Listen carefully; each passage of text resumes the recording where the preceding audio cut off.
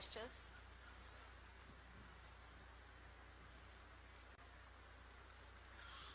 ఎలా జర ఇప్పుడే లావా కానా class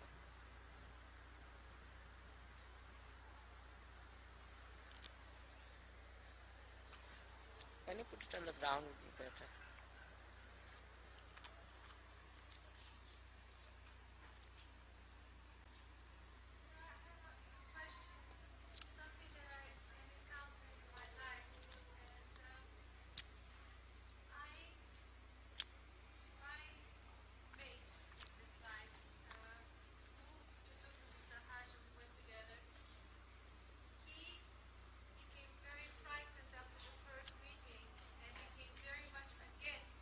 Me.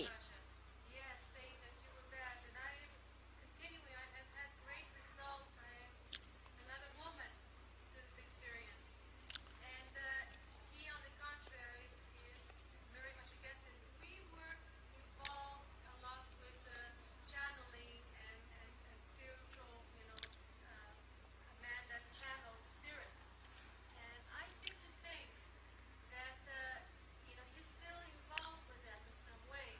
I seem to think that is what is holding him back. Something is holding him, and I don't know if it's my place to help him out or just be a light or help him. I don't know what to do. Now, to be very frank, no American is afraid of anything. Every world is afraid of them. It's a wrong idea they have. It's very surprising that the people who give sense of insecurity to everyone always say, I'm insecure. Very surprising. That's the way they can just say it. I haven't met any American who is insecure. On the contrary, they are extremely aggressive people. Very, very aggressive for nothing at all. I'll give an example. The other day we had gone to one lawyer and we were waiting for the lift to come down. When the lift came, such a hefty, tall man, 6 foot, at least 7 inches, very hefty man, was in that. And we were standing for the lift to come. We didn't know there's somebody inside that. As soon as the lift opened, he says, who are you, like a bunch of thugs standing here? Imagine. We were amazed. There was no need. He had a chance to say something to us, he just said it. So please, we said, it's all right. What could you do? This is the kind of fear they have. Russians and Americans, both are just the same, I would say. Let them fight it out among themselves. But to say that an American is frightened of something, that's the biggest joke. They are not frightened. On the contrary, they always fall into problems because they go to something which is challenging. I'll give you. All the false gurus take money from you. All right. Now, they say, this one, recently somebody told me, she paid so much money to the gentleman, he took her into a room, all alone. She's not frightened. I mean, an Indian woman would be frightened of a man who takes her into one room. She said, no, better do whatever you like. She's not frightened. She went inside the room. He said, now take out your clothes. She took out her clothes, not frightened. He said, now you sit here and jump. Jump, jump, jump. She started jumping. Not afraid that she'll break her bones or hands or feet or anything. Just started jumping. I feel very fine. I feel very nice. What are they afraid of? Doing stupid things they are not afraid of. Doing nonsensical things they are not afraid of. But to do sensible things they are. That's basically wrong thing. You know, in Brighton we had a new, what you call that, swimming pool, where it's such a cold time time there. I don't know why in a country which is so cold people want to take out their clothes. Some sort of, I can't understand. I mean, in the night we sleep with all our clothes on in a place like India. What is the need to take out clothes? I still don't understand. All right. So there was one swimming pool they started, a very big venture, All the television, everything focused and everybody watching is for the women and men who become nude. What is so great? Anybody can become. But it's an old lady of my age walking into the water. It's very cold, I was wondering, this woman will get cold or something like that and pneumonia. So she said, how do you feel? Oh, I feel very hot. This stupid woman was feeling hot, This is what it is. What's wrong? To do something stupid, nonsensical, they have no fear. How is it you think all these gurus have prospered with all their tricks, where people have become mad, have become lunatics, they've lost their money, sold their children out? How? For Sahaja Yoga, they are frightened. Why? You see the point? See the point? This is the character. Such people cannot do Sahaja. We have to have people of strength, people of character, people of dignity. We can't have such people who go after this thing. Like the other day, one boy came and he asked me all stupid questions. And he was saying that, you see, what about flying in the air? I said, it's all right, but supposing you are suddenly dropped down, what will you do? He's willing to fly in the air. Supposing, see, he has no wings, nothing, no parachute, how will he come down? Even the children understand the joke. So this is what it is. To be like a clown, they have no fear at all.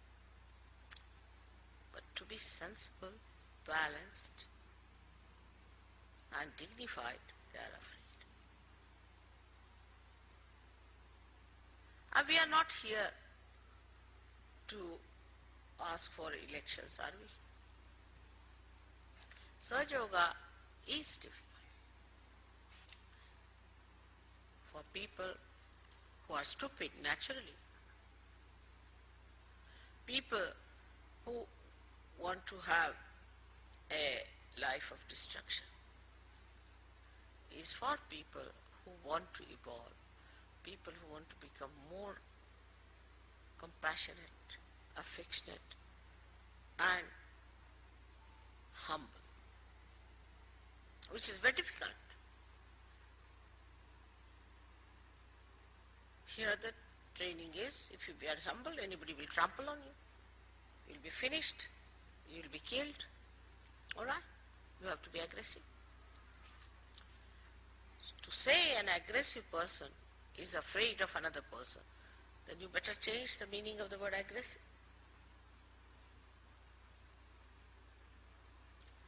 I would not say only Americans, even English. In English language, I'm afraid. What are they afraid? Everybody is afraid of an Englishman. If he comes in your house, be careful. He'll create problem between husband and wife. What is there to be afraid?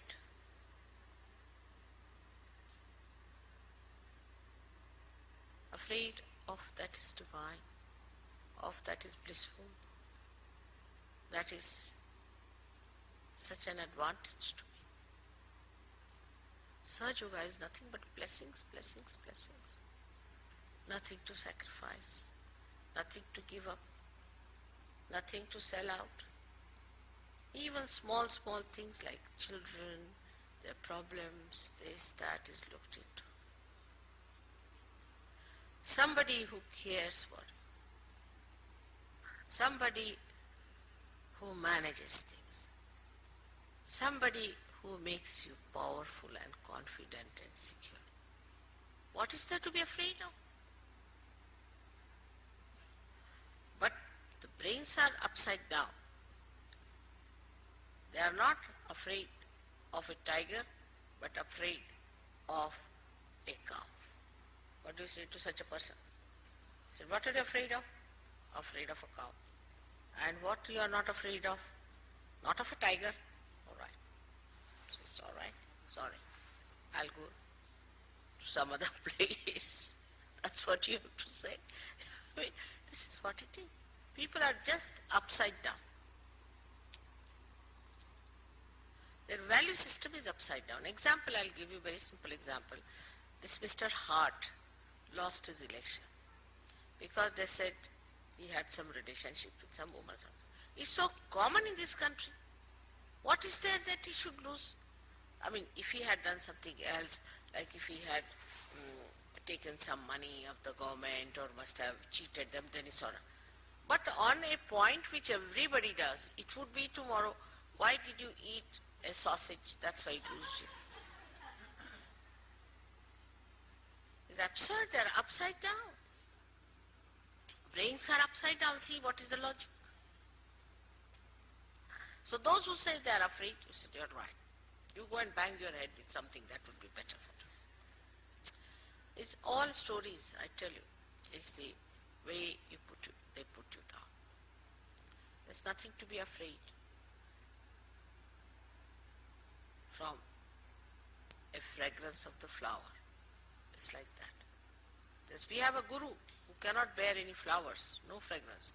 But if you take the water from the gutters, he's very happy. Now, what do you say to that? I mean, we are not here to please such people, are we? You know there's a guru like that.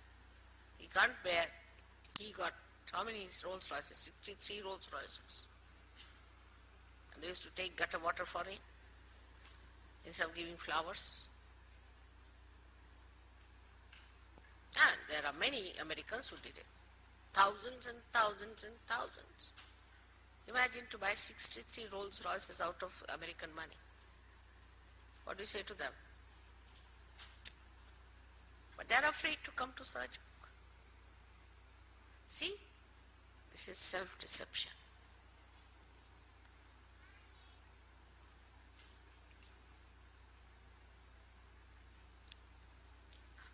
There's nothing hiding in Sahaja. We have to say what one has to say. We have to face what one has to face. You should not have any conditionings about it. You should not have any ego about it. Try to understand that this has to be understood, that we have to be ourselves. We have to grow. Whatever is wrong within us has to go away. But it's only possible when you become the self. Like if I have something wrong on my sari, I can only see it if I have eyes. Otherwise anybody says you are wearing a sari which is dirty, I might be angry. If I am identified with the sari, I'll be angry. But if I see, oh God, I better clean it. So it's a vicious circle. How to open their eyes? Because to open their eyes is very difficult, impossible, because they are afraid. They're afraid of the light, happy with the darkness. Now you cannot please them. Also, you must know that if you put the whole American people together and all the Western people together, we have many-fold more people, say in India and other countries, who will become realized souls. God doesn't bother from where they come. If they want to accept such horrible gurus, let them have it and go with them. As they say, take 2 running jumps and go to hell. That's the attitude of the divine. I read it, but not mine, because I am the mother. So I have to make the compromise between the nonsensical people and the divine, which is nothing but sense. That is common sense. So what I have to do is to, all right, doesn't matter, let's try. They'll come from, they'll be all right. They are created by God. That's why they are loved. But not because you are seeking any elections. We must realize it. We are not the only human beings living. We are not the topmost people. Let's see where we have gone. I don't want to condemn anyone as such because they are all my children. But I would like you to see where are we. We must understand. We're getting destroyed. Our children are getting destroyed. Our society is getting destroyed. The whole thing is getting destroyed. Where are we? What's this of calling ourselves great? Now AIDS, you will be surprised. There's a war on AIDS. What is the war on AIDS? Once upon a time, you see these tourists used to bring their clothes and their, sleeping bags and everything, and sell them in the border of Nepal. My daughter lives there. Once they got the news of AIDS, not that they don't purchase this, but they have thrown everything, whatever they had in the house, and burnt it down. This is the situation. Nobody wants to kiss an American these days, to be very frank. I've been warned. That's what you are. That's what we are going. Let's see, where are we going? Relatively. But we think still we are great. Then who can help you? You are just holding on now to something. Any moment you will fall down. Supposing that is the situation, then try to understand. We are in a difficult situation. I want to warn you again, just like Vishnumaya.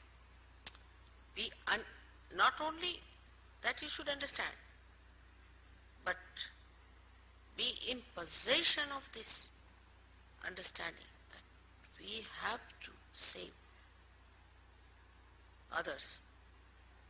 If they are afraid, tell them, what are you afraid of? Stupid fellow. Come along. They like it, I tell you. But I am afraid, then you also very sophisticatedly say, oh, I am sorry, you are afraid. What are you afraid of? Alright? That's how it will work. Otherwise it's not going to work out. I have tried all tricks. Nothing works out unless you tell them better join Surge Yoga, otherwise you will be destroyed tomorrow. You will get cancer, you will get AIDS, you will get this. If you want to save yourself, come to Surge Yoga. That's what they understand. And that's what the gurus do to them. If you do not jump, I'll throw you out of the room. So they start jumping.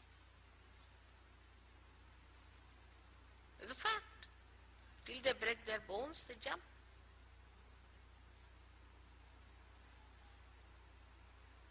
So, you should know that you are Surge Yogis and that you are building up a new society of people who can save others. For that you have to know how far people have gone, how you have to pull them out, how you have to work it out. Any style of compromise, any style of explanation, discussion, try everything. Because after all, I don't want them to be destroyed. But don't think what they say has any sense in it.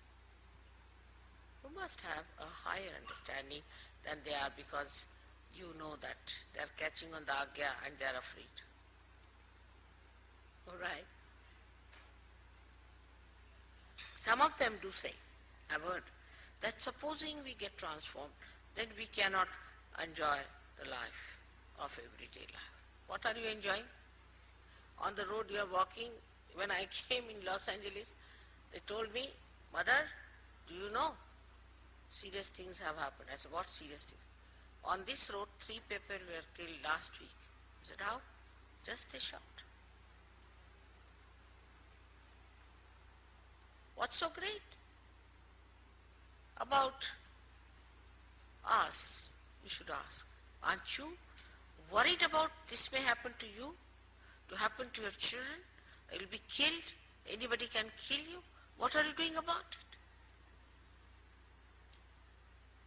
Talk like that, as if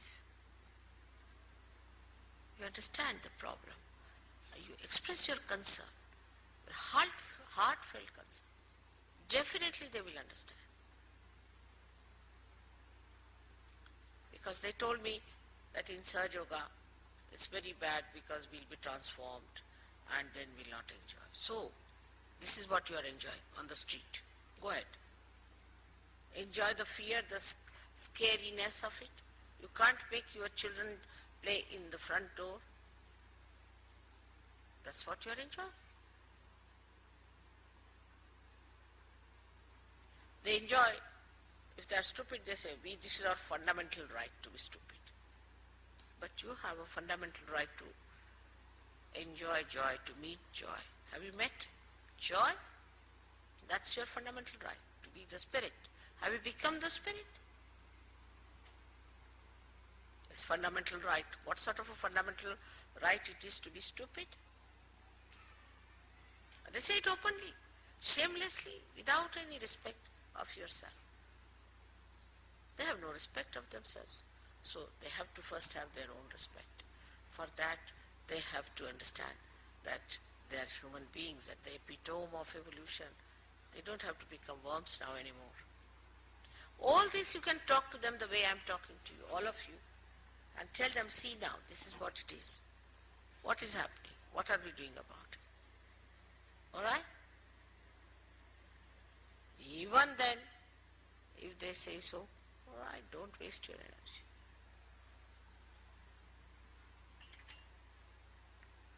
We have to work it out together. Try any tricks that are possible. You are permitted. But in Sahaja Yoga, there's no need to tell lies. No need to do any harm, to torture someone. There's no need at all. But better bring to their understanding, in their vision, what is going to happen to the country. That's your job as Sahaja Yogis. I don't want anything from you, as you know. But you have to understand that Mother has given us realization that we have become Sahaja Yogis. What? We have become Sahaja Yogis to be the light, to show them the light, show them the darkness, show them the way they will fall down and will be destroyed. That's our job. All right? May God bless you. Any other question, please?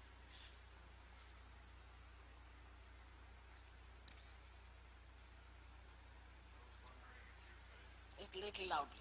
I was wondering if you could talk about what we can do to form a school for our children here in America. Many of us now with small children pick up. That has been my primal problem here. I know, it's terrible, I know. It's going to be very difficult for you to have your children sent to these schools because the atmosphere is so bad. For the time being, I only feel that you must develop your children in such a manner that they become strong, self-confident, and also they have good examples before them, as you people are, to begin with. And you will find many Indian families are here. But what I have seen is that the children of at least 60% of Indian families don't learn bad things normally. This is my own experience. The reason is because the Indian family people are all the time talking to their children, having a nice family meetings together, taking them out, telling them about good things, of sharing. Because those people who are here from India have had that kind of a training, so they are trying to train their children in the same way.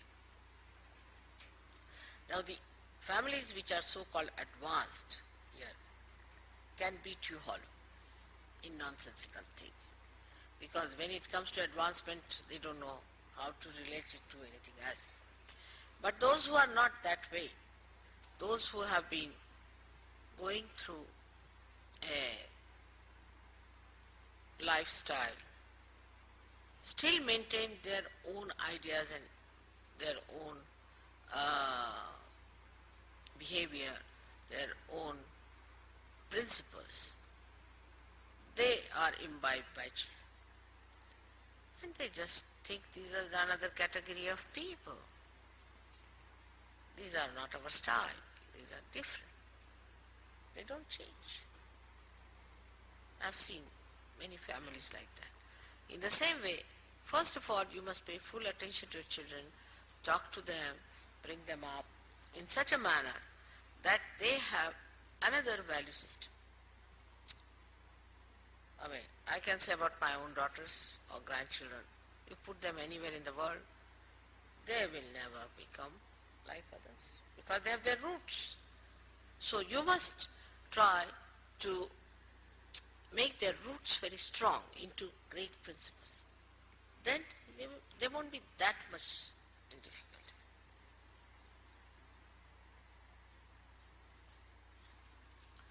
Like as I was discussing today with people, that as I said, that Indian society has built up itself in traditional, ages it has built in traditions and things. So it must have made mistakes, trial and error and all that, but it has reached some very fine points. One thing about children in India, say, we don't tell them, don't touch this, don't take this, don't open this, never. We also don't allow them just to behave like a bull in a china shop. Supposing now I want to have a diet coke, all right? So I tell a child, all right, go and get 1 tin of diet coke. Now bring this glass. Slowly, because it is very good, so beautiful, you have to use it very carefully. Now keep it there. Now open the pan, put it in there. Now you have to bring it and give it to a friend or anyone. So the child carries it very carefully. But supposing it falls down, doesn't matter. We'll have another one. So the child develops the deftness of handling it, the respect for it, and not the sort of a fear of it. The cooking same way. Today there was a big complaint about the way people cook here. And in the discussion then I reached a conclusion that the mother cooks that way. So what mother says, all right, the child doesn't sit in the TV room if mother is cooking in Indian homes. The child is in the TV, no, he's with the mother. The mother says, all right, now what you do, we'll cut some vegetables. I'm cutting, now you better do it.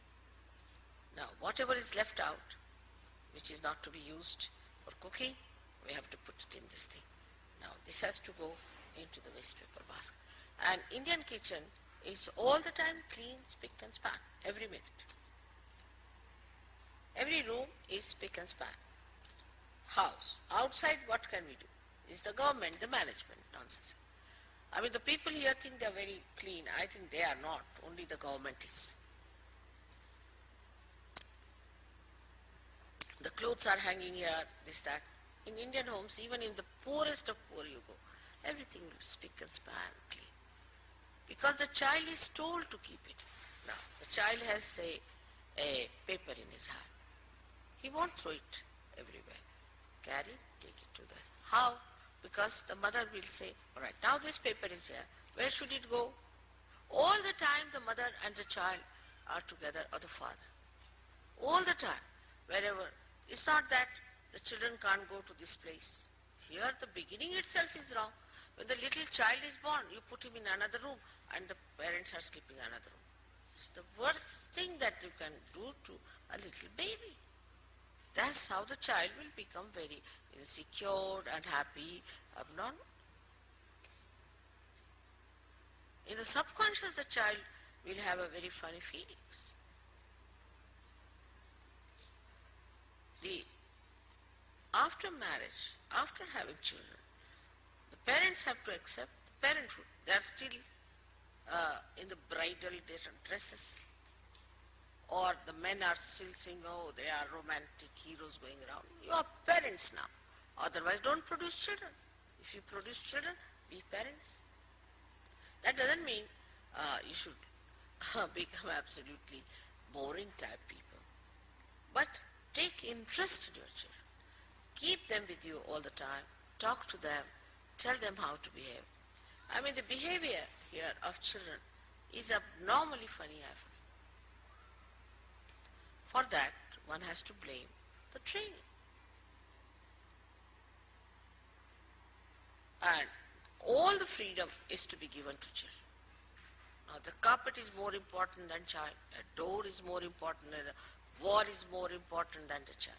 Then what happens when the children grow up? I've seen. When they go to somebody's house, they start using everything as if they are own. In their house, they are very comfortably situated. And also, every way you have restrictions on children, it sometimes shocks. Like I will tell you the example of my own granddaughter. She was telling me that, Nani, I had invited some girls for my birthday party. And you know, they liked it very much. And she asked me, can I have some more? I was surprised. It was all mommy had made for them, and she had such a lot inside, and she was enjoying the very tea. So they came and asked, can I have for some more? They are not beggars. They are children. They should rule all their wants. They should ask for what. But then you will get some toys, put them. The toy is with the child. Child doesn't know the parents. Toys, fill it up with the toys. Then by the time you go in the garage, there's no place. All the toys are kept there.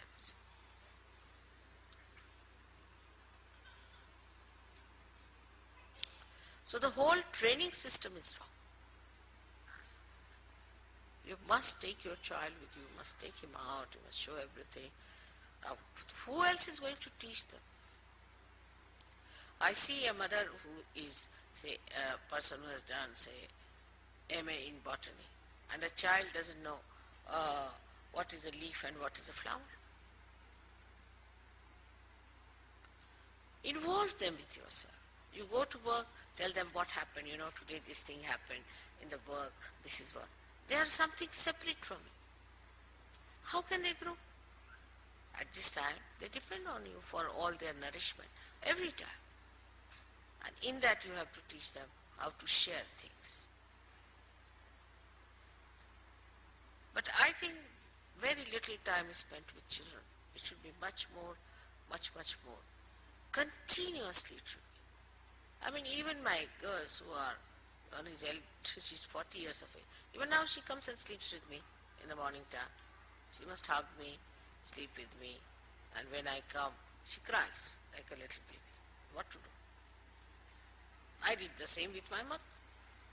But I knew everything about my mother, and I knew so many things that she liked and what she didn't like and what should not be done. And there is such an attachment to the mother comes in and father. You don't want to lose that love. Once my daughter asked me, when she was in college, I want to wear sleeveless blouse. I said, go ahead, no harm. She said, but why don't you wear? I said, I feel shy. I feel shy to expose my arms. Then she said, immediately, then this is no criteria because I've asked you, you should say yes to me. No, that's not good.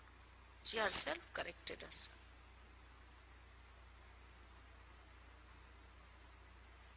So first, complete integration of the children with yourself. Now the films, they have films of children, for adolescents, then I don't know what else is there. Groups. No, all the films should be for everyone. But if you have to show filthy stuff, then you have to have it after 12 o'clock in the night. Why to see filthy stuff? Whatever your children cannot see, why should you see?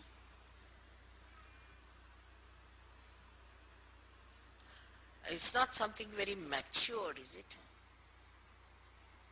That you want to see and the children can't see.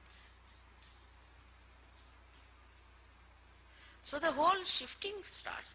Like a mother is seeing the very mature thing is about God, is about some great incarnation of some philosophy. Children are also sitting.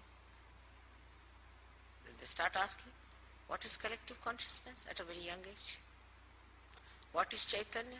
What is Omkara? The whole attention moves to something else. Otherwise you show them a thing for the children. In that they'll show you this doll coming today, that doll. Mommy, I must have that doll. Get them the doll and be finished with them. That's not the way. Bring their attention out of all these things. See, these all medias, everything, are working on your children morning till evening. Now they have a doll in America which even have a birth date.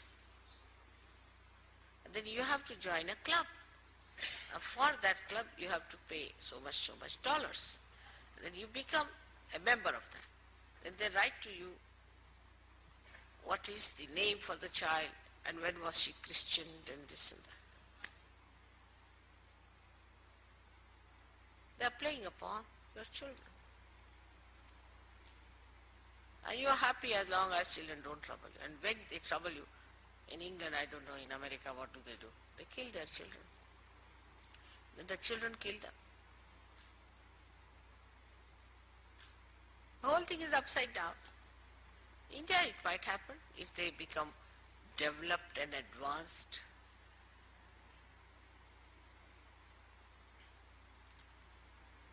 So we are different people. We come out of it. Now let's start another way. Let's not identify ourselves with that nonsense. Let's be something extraordinary. Let's make our children something different. That's what is to be given to your children. Not money, wealth, toys, no. Personality, roots. You are their roots. If you are shifty like this, how do you expect your children to be all right? You have to nourish them. All right? So first of all, the education of the child starts with the father, mother and the family. And the respect for elders. Supposing your father is there, your mother is in the house, and if you will treat your parents, they will ill-treat you, naturally. This is a very interesting story. There was an old lady and she had a father-in-law who was very old. And the son always used to carry his broth in a bowl made of ordinary clay. And she used to treat him like a dog, the daughter-in-law. One day that broke. And this boy fell down and it broke and he started crying. So the mother thought he's very badly hurt the way he was crying. He said, no, I'm not hurt, but this thing is broken. So why are you crying for that? We can get another one. He said, sure, you can get another one. He said, yes. You know, because I was worried, how will I give you food when you will be old?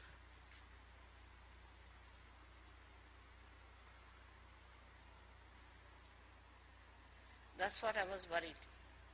That when I have to send you food, how will I manage? Then she understood.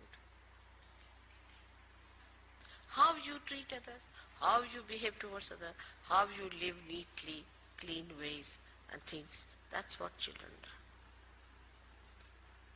Greatest thing, more than precepts, are practices.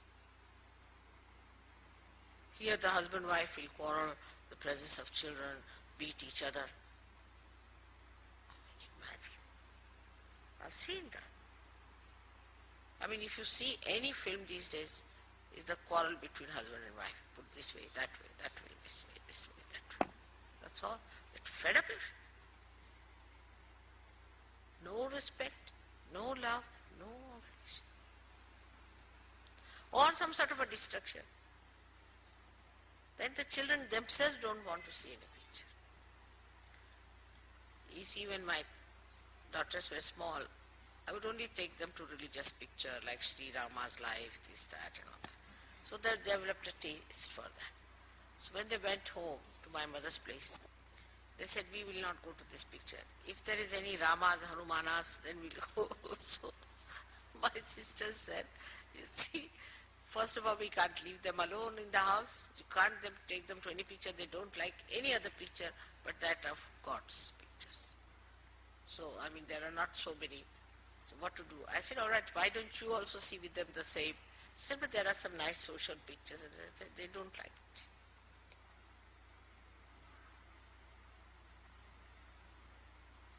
So what sort of books you give them? What sort of things you talk to them? Always be with them, keep them with you. That's the best. Or even if they have to go to some school, it should be a school where there's love, affection, good company, they talk of Saj Yoga, sort of a thing. I wish we could start a school of Saj Yoga in America. But you know how difficult it is to start anything sensible. Everybody is afraid. But if you want to start a school of nonsensical things, they'll give you grants. It's very difficult. Even in England, same thing. Can't start a school. If you want to start some sort of a disco, it's very easy.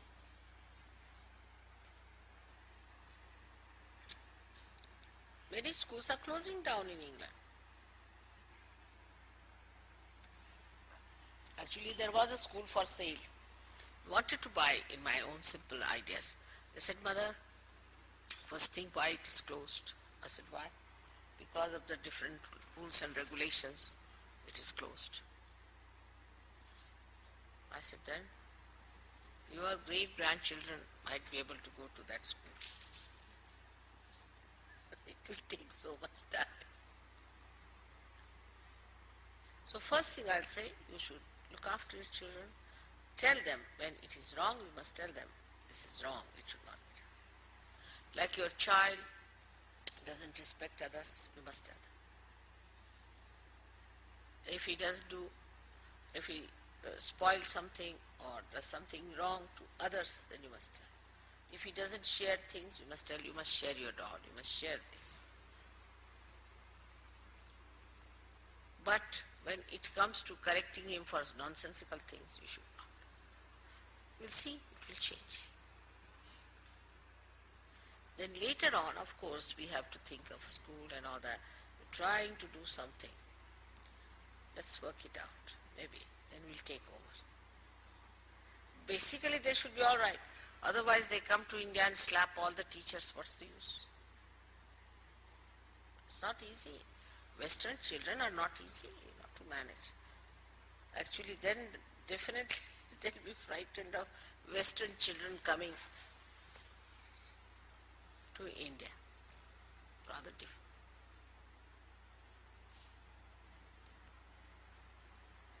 Because you must discipline them. And the main thing is they should like the discipline. They should want the discipline. That's how you should create. This stupid idea of freedom means license should go out of that. They should like it. I remember my parents, the way they disciplined us, we like it. Any child would remember that. Oh, my father, very particular. But here, they'll call a 12-year-old son. I know a friend of ours, such a shocking story. The lady came to, friend means in the official way. She came to London and she said, have you seen the pubs? I said, no. Wonderful, interesting pubs in London. I said, really? She had a list of them. She said, the best is this one. I said, what is so special? It's called as the Hermit's Pub. So what is great? See, a man died in this place. And people did not know for months together. Then the smell started coming out. So they came in, took him away and buried him. But all the cobwebs and all the smell is still retained. And that's the most expensive pub in London. I said, oh God, what's this going on?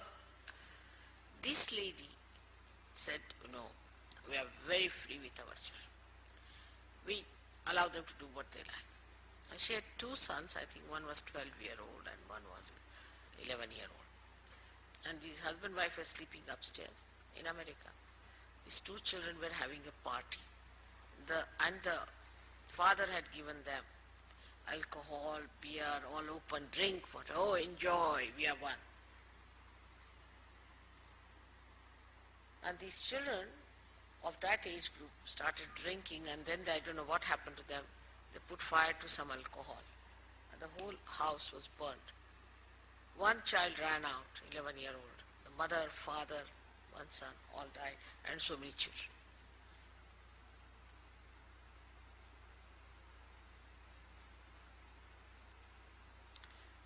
This is no freedom.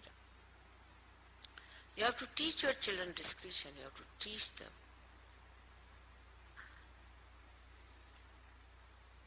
This is what one has to learn.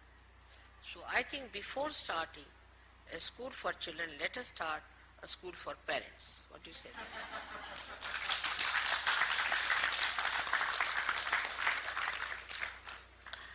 All right, what is next?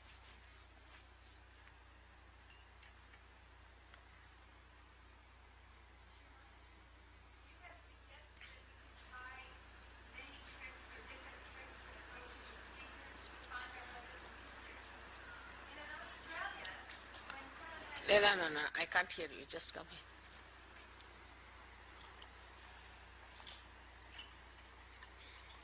Yes, Ursula. What's it? You have suggested that we could try many tricks to find our brothers and sisters and in different ways and approaches. And in Australia, each idea seems to be, they're so enthusiastic and they support the idea. And there's I don't know if it's just my feeling, but there's a feeling here that when there's a suggestion or an idea, we're very, oh no. One person may say, yes, good idea. Another person may say, no, no. And there's just, then you don't want to do anything wrong, so you just don't do anything. You just wait, and then nothing happens. And I don't know. I mean, among Saj Yogis, you mean to say? It comes from the individualistic attitude about tours. I mean, anything you tell them, they cannot live collectively. That we know in the West. I know what I have to go through when we have to organize their programs with 300 people coming with this and that. But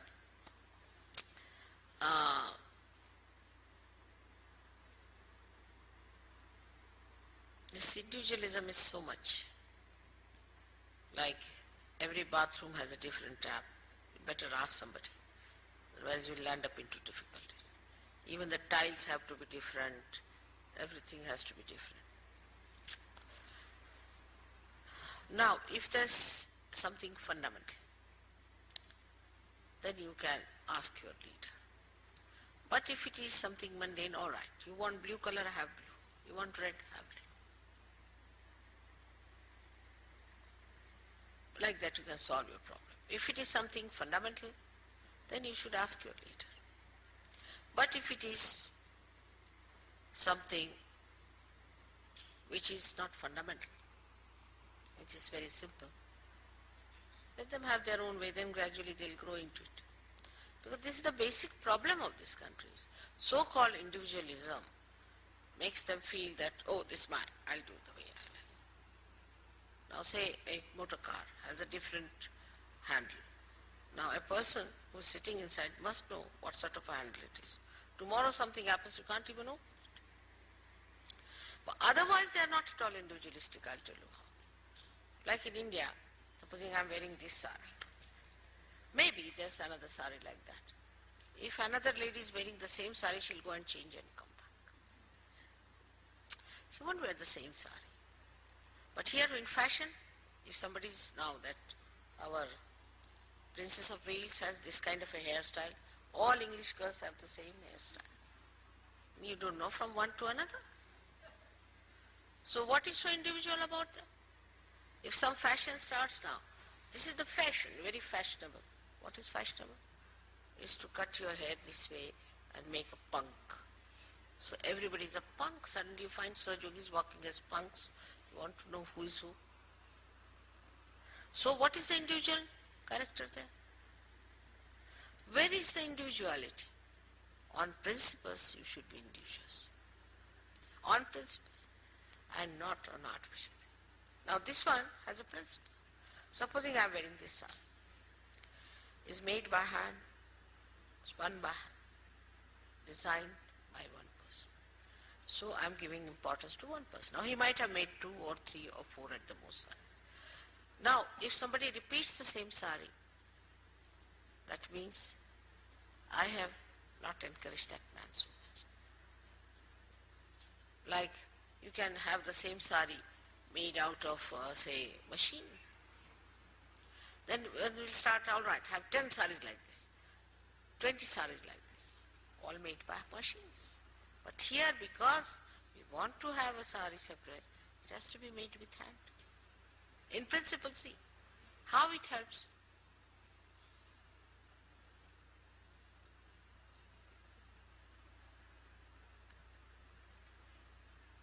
This is what it is. In principle, you should be collective. In principle, you should be individualistic. In Sahaja Yoga, we don't want you dressed up the same way. I mean, I don't want Americans to go about like something Chinese. Let us have our own dress up the way we like, everything. That's all right. It's nothing important. But in principle, you have to be the same. One principle nourishes the tree, the sap. It has many flowers, fruits, it has many leaves, it's all right outside. So in principle you have to be collective. All right? For mundane things, why to fight? But in any case, somebody who is an elder, who knows better, who is wiser, listen to that person.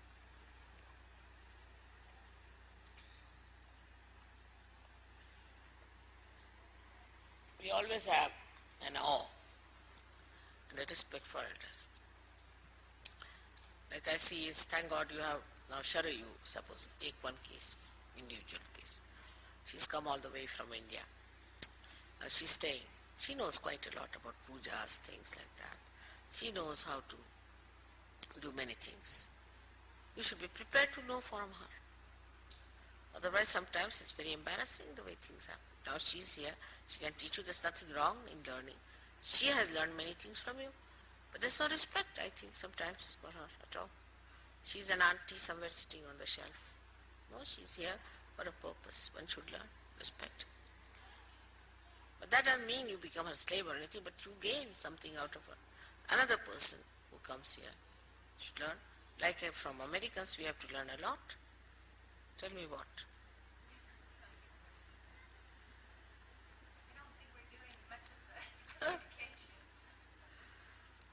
The communication is not there because of individualism. But that's not so.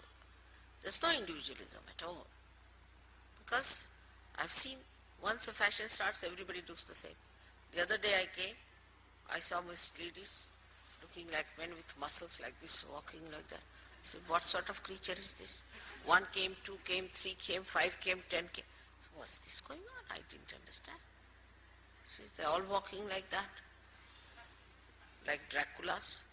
I said, what is, oh, this is fashionable. What is fashionable? They are developing their muscles. What's the principle?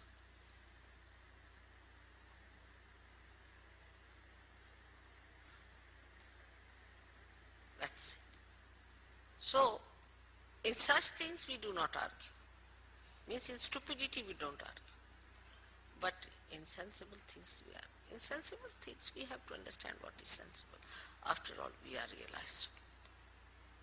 We are not like other people. We must understand what is good. When I say something you agree, I don't know how. You like it.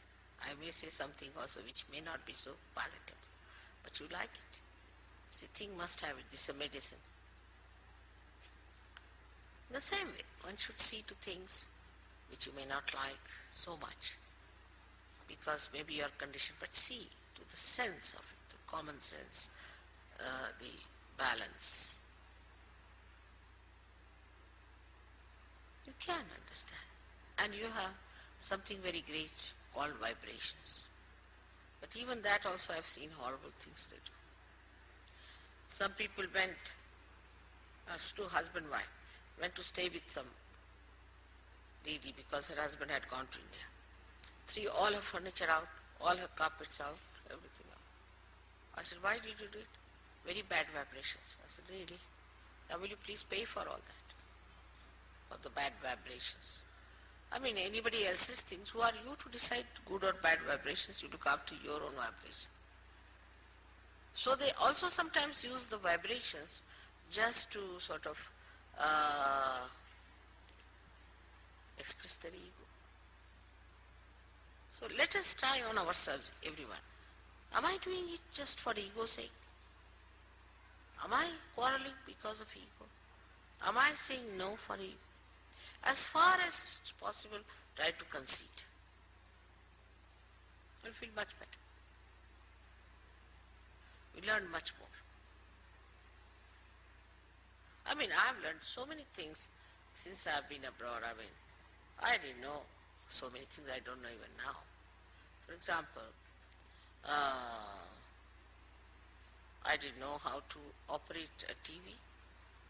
Even now I don't know much about it. Really, I didn't know how to operate a telephone of a particular type. So I had to learn. I had to learn how to book a ticket, which I don't do even now, but still I have to learn. So many things I have to learn, and whatever I can learn, I would like to learn.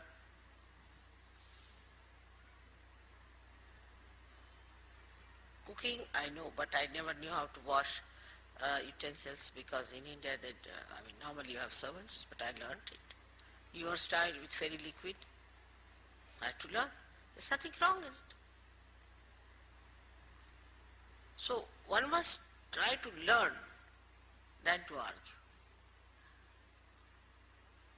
In Australia, the enthusiasm and the joy that they have, and if someone has an idea for something, there's just so much support for that they all go out to help each other.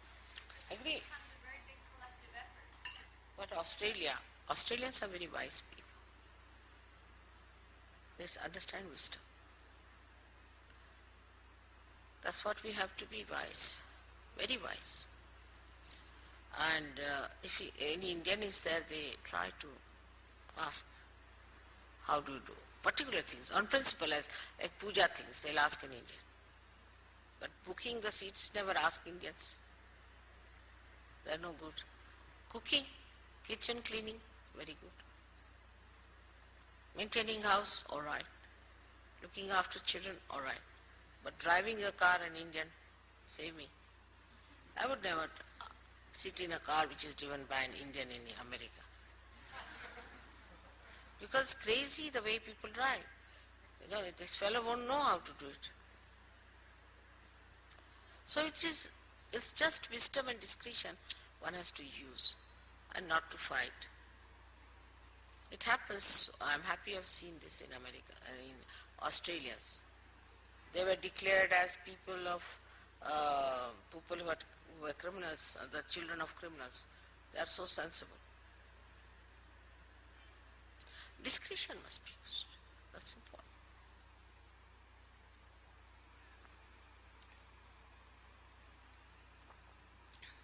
It's sad, but it will be all right, I'm sure, one day. Never argue on things which doesn't involve any principle. It's the best way. It's the happiest. Even now, you see, today it was so warm. Wanted to wear a cotton sari, you see. But my children said, no, must wear this one. I said, wore it. I was perspiring, this, that. All right, doesn't matter. What is there? Perspire for a while. Came out with this sari. They liked it, so it's all right to please them. Nothing, no principle is involved in it. When you think about others, then you will get rid of this problem. But so many people try to teach also Sahaja Yoga to others. That should not be. It's a very serious thing. They will start teaching. That need not be taught that way. then people don't like it. But your own behavior, in your own character, in your own responses, people should see this person is like this. And they should imbibe.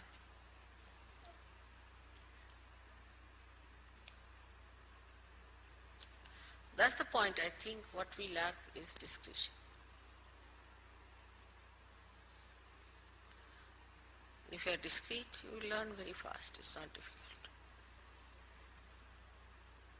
We still can be very judgmental. Huh? We still can be very judgmental of newcomers. If they have particular problems, we get all...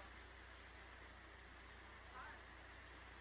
With the newcomers, agreed. With the newcomers, you should not be harsh with them. You should be kind. You should try to understand this thing. But, still, I tell you sometimes. The other day I had some boy who had come, right? He asked me at least 20 questions. I answered them properly, this thing, that thing. And he got so pampered, he sent me news, I don't want to become Sahaja Yogi.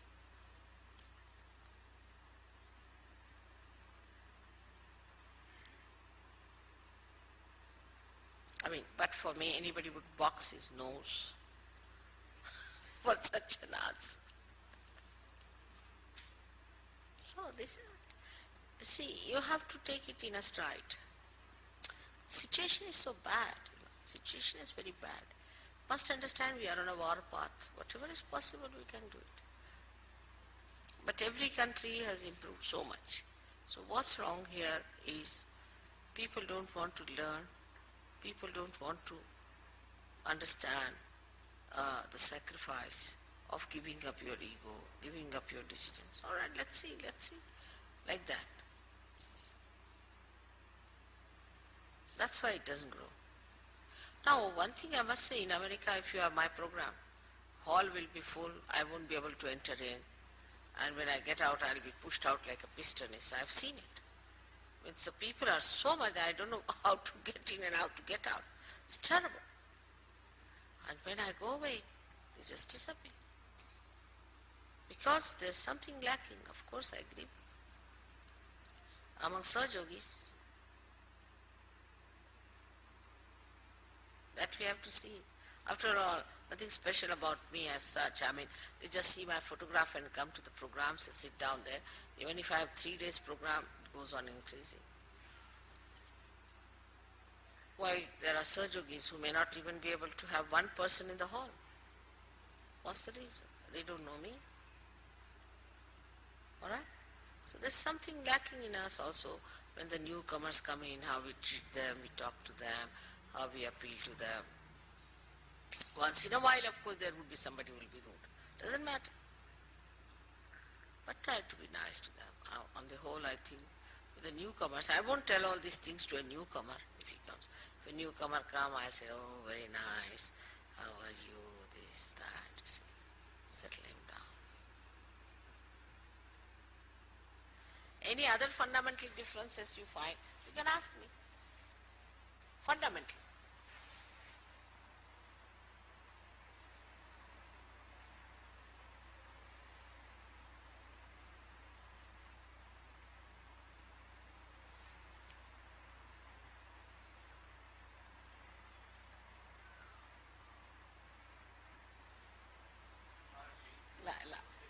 Little you say, come here.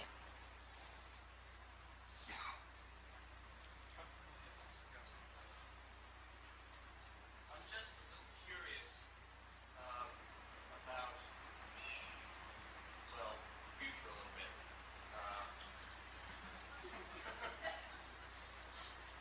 Are you going to manifest yourself in some different way as Sri Kaldi? Or are you going to sort of let the change happen a little more gradually? Direct questions.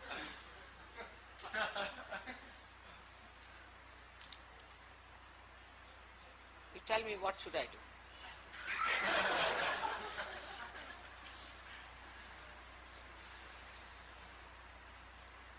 Tell me, what should I do? Any other form won't be suitable. Try any other form. Take Shri Krishna's form. You have to take the Sudarshana and just kill all those who don't believe in Sajoga. Is it all right? Take the form of Jesus Christ. Hang yourself nicely. Finish with everyone. Then think of Kalaki. Finish everything. After doing all this work beautifully, creating all this world so beautifully, don't you think one should manage it? Try to manage it as far as possible. That's my style. Which one would you prefer?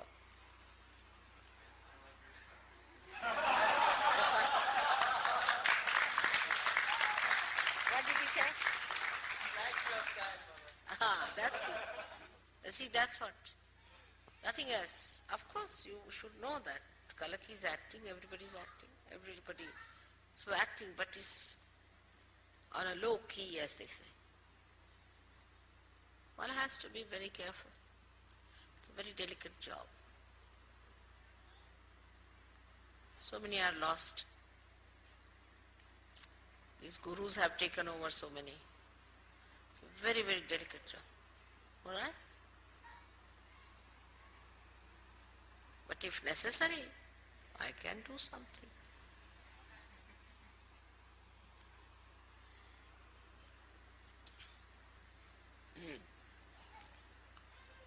Now, any other question? What time is your dinner?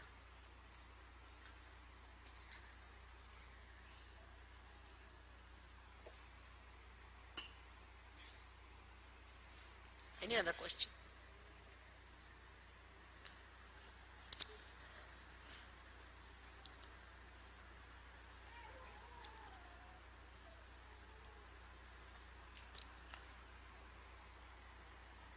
Mother, it seems that many of us here don't really know about the Hamsa chakra, About what? about the Hamsa chakra, Hamsa. in terms of understanding how it relates to the Vishuddhi and what we can do to strengthen our Vishuddhi.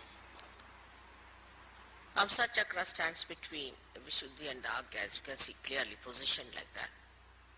But from Vishuddhi, there are many nerves which pass through Hamsas and end up here. They don't all go to the brain. Or we can say that at this time, at this point, all our reactions, which are what you call reflex reactions, finish off. So, supposing now I get some dirty smell, I'll close my nose like that. Or if I can't hear, I'll just pull my ears like this. Or if I see something dirty, or if I see something jarring, my eyes will close automatically. If somebody tries to put a pin through me, immediately I'll spontaneously. It's all built in within my system and your system too, that you react with reflex action. Same thing may not happen to animals. Animals are different. Some animals have certain reflex actions, some have some reflex actions. But we are different, and our reflex actions, we are all practically just the same. There's not much individuality. There isn't much difference in our reflex actions. At the most, with conditioning, somebody might say, yeah, somebody might say, oh, somebody may say something. That's different. But the reflex actions are just the same. So up to the reflex action, we don't have to use discretion. Then starts our discretion part. As discretion starts when we are using these two nadis which meet here without going to the Agya. So when these two nadis meet here, what happens? We start seeing through our experiences. First would be a reflex action, automatic reflex action. The second is when, supposing a child, if you tell the child, now this is hot, don't put your hand there, he won't listen. Put the child. With the experience, he will develop reflex actions, the conditionings of it.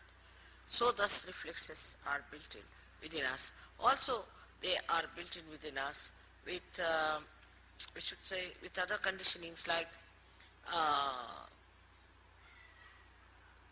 you see, in a country, supposing there's racialism, or in a country like ours, there's a caste system, then person react according to what they have learned from childhood.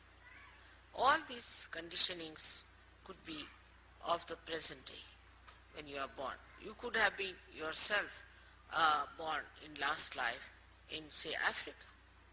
Today you are born with a white skin, so you have started sort of calling that African you have become.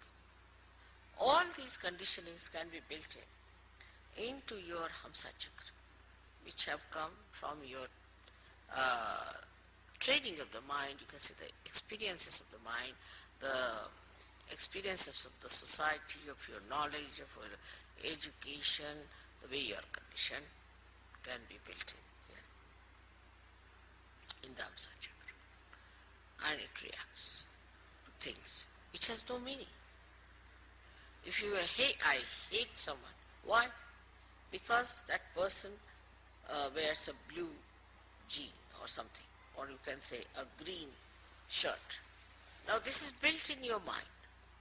Or sometimes this falling in love also comes from the same kind of a conditioning.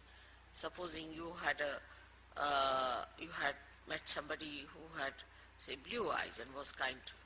So you have fascination for a person who has blue eyes. There's no pure idea about beauty, there's no pure idea of happiness, there's no pure idea of aesthetics. All is conditioned. For some people this is beautiful, for somebody this is not beautiful. So this is the place where these interchanges take place between both the nadis. And here the Hamsa lies outside the path of Kundalini. They sort of come out here, out of the path of Kundalini. It's very surprising. When the Kundalini moves, she goes from Vishuddhi direct to Agya. Now, how can we improve our Hamsadeh? It's a big problem. Because if our Hamsa is sick, is over-conditioned, the Kundalini cannot work on it. It just gives up. Now, so for Hamsa we use all these physical things. Like I said, put the ghee in the nose. Keep it in a way that it is nourished properly. Because Kundalini, if it tries to, too much will have problem. Problem because, as it is, most of our time we spend in such a manner that your Hamsa things become what you call the epithelial cells, the linings become dried out. Now when the Kundalini rises, she may try to create a problem more for that dryness. Maybe. So it is kept out, but it has an effect in the sense that even if there is a light outside, it can fall inside. So it's not the Kundalini directly that affects your Hamsa. It is like when the Kundalini awakens, you yourself see now that a person is, whether he is fair complexioned or dark complexioned, he is a human being, you reason it out and Hamsa clears out. Then you see yourself that, oh, I am very egoistical. You start seeing yourself through your Agya. Start seeing that I am so conditioned. So you reason it out. And that's how you correct your conditionings. This is what is Hamsa Chakra. So Hamsa Chakra cannot be done if just you are a realized soul. But is an effect, is the symptom of your Kundalini awakening. Some people think that you develop discretion just as the kundalini rises. It's a wrong idea. No. That has to be deliberately seen, that you build up that discretion within yourself. But once it is built, for example, my discretion is absolute. I just know what it is. See, my conditioning here is absolute. It's one with the kundalini, one with reality. But for human beings, it has to be reflected by understanding. Like a child, he touches something hot, then it is hot. Now, this is hot because it's heated up. So you see a person is catching on the right heart. Right, he's catching on the right heart means he has got a right heart and he is suffering from such and such thing. You have to see it yourself. Now, if you tell the person, are you suffering from, say, asthma? He said, yes. How do you know? I know it because I have learnt it through my finger, which was burning. That's why I know it is. But supposing somebody has an asthma, and in that place the part, your kundalini, you will get asthma immediately. You see the point? The conditioning cannot come to us unless and until it passes through or sieves through our reasoning and understanding. Are you understanding the point? It cannot work out.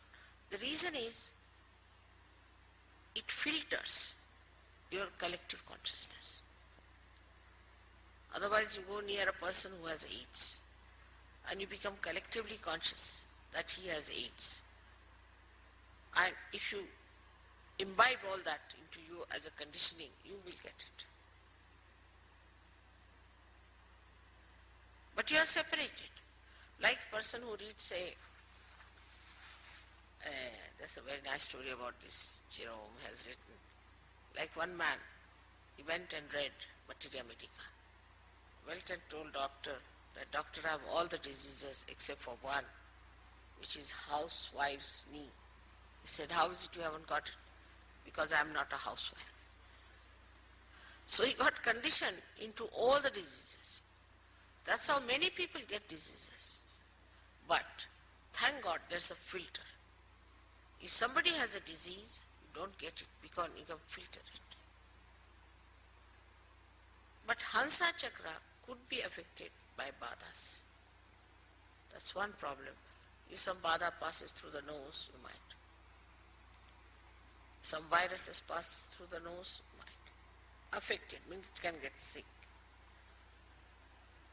But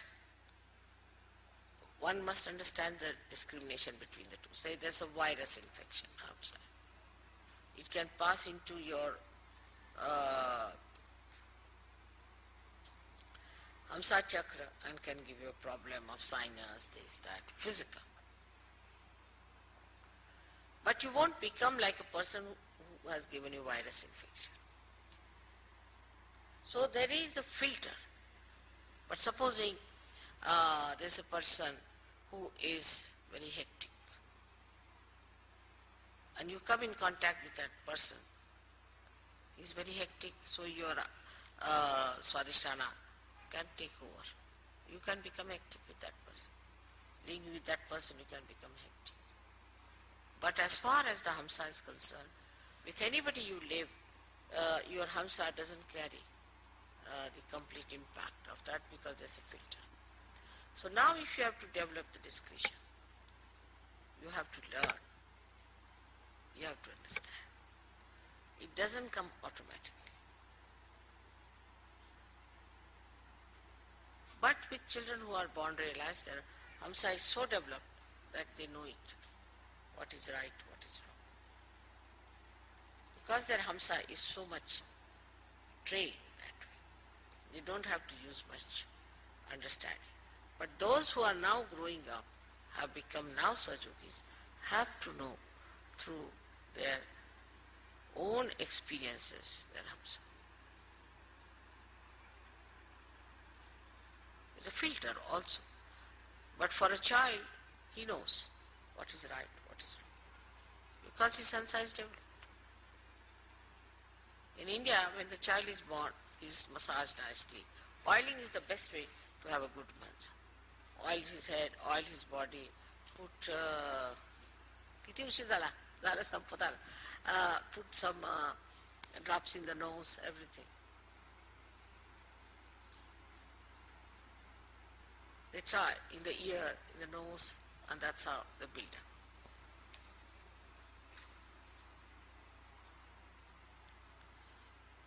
So, what I have to say that physically you should help your Hamsa chakra by using ghee and all that. And mentally you should use it by learning things. In experience, what to do, how to do it, how to work it out, how to establish. Basa, basa, basa, basa.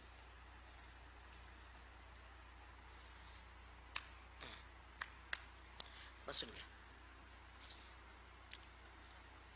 That is how Hamsa chakra grows and makes you discreet. That's why a tradition is very important. Tradition gives you the growth of the Hamsa chakra. And then you go on discarding whatever is wrong out of that tradition.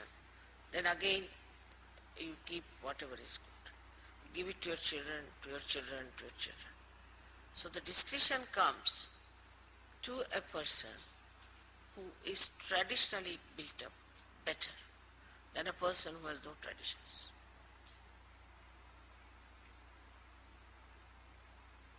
Now, for example, this morning I was discussing that people fill the wash basin and wash their face in the West.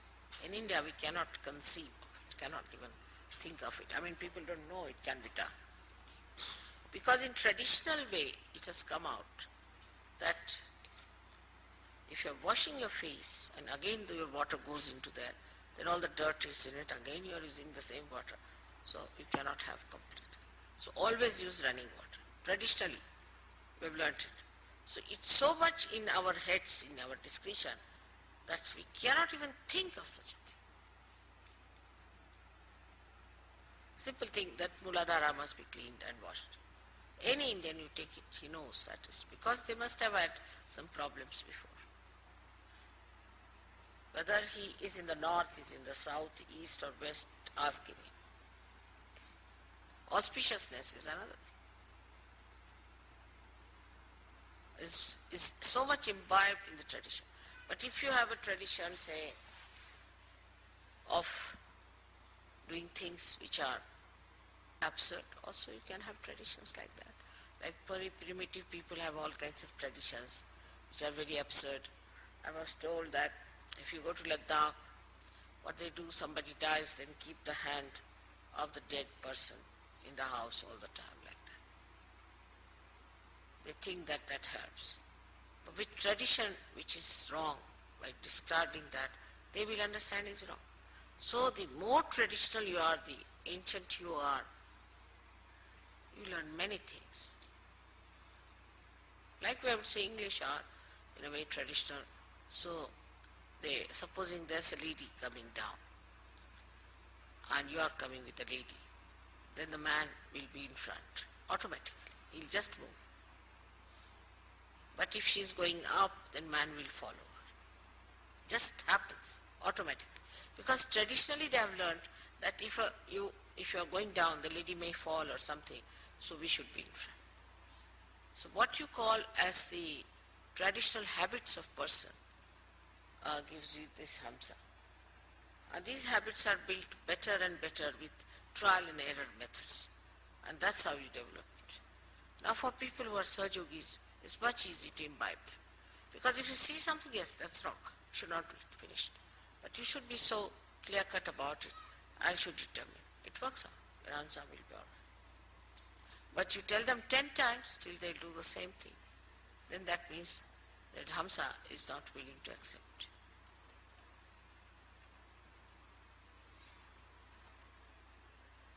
But you must nourish it, you must look after it, you must, as I said, also the kajal is very good for Hamsa chakra. All kajal and the oil in the nose, ears is very good. All acts for that. Even, say, stalking the other person, to talk discreetly, is to say something which doesn't lose its power of affecting that person. Like if you say something very harsh, then you should know how to neutralize it so that he retains that into himself. All these discussions only come also by tradition.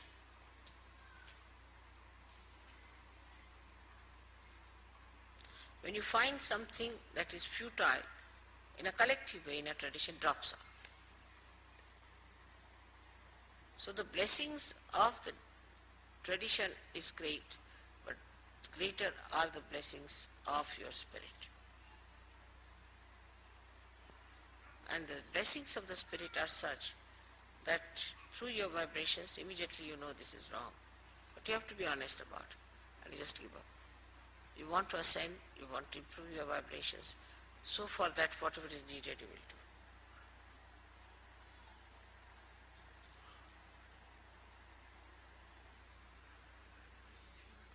They're serving dinner for the Saj Yogis now. Oh, I'll go out in the room. In the cafeteria, and if we don't go now, the kitchen staff are closing. Of course, I've been asking you, what about the dinner? So let them go. All right, good idea. But what about me? I'll go in the room. All right. I was thinking, that's what I asked you if the dinner is ready. Huh? I didn't hear you, I'm sorry. At the right time I said. All right. At the right time I said, now you go ahead, otherwise the kitchen will be closed. All right. So go ahead and I'll be going there. And then we'll meet again. We'll have some music. Had enough of this boring talk.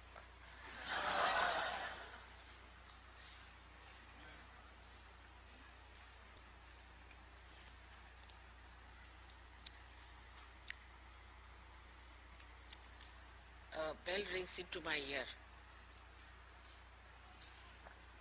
6:30 ला तर जेवायचं आहे.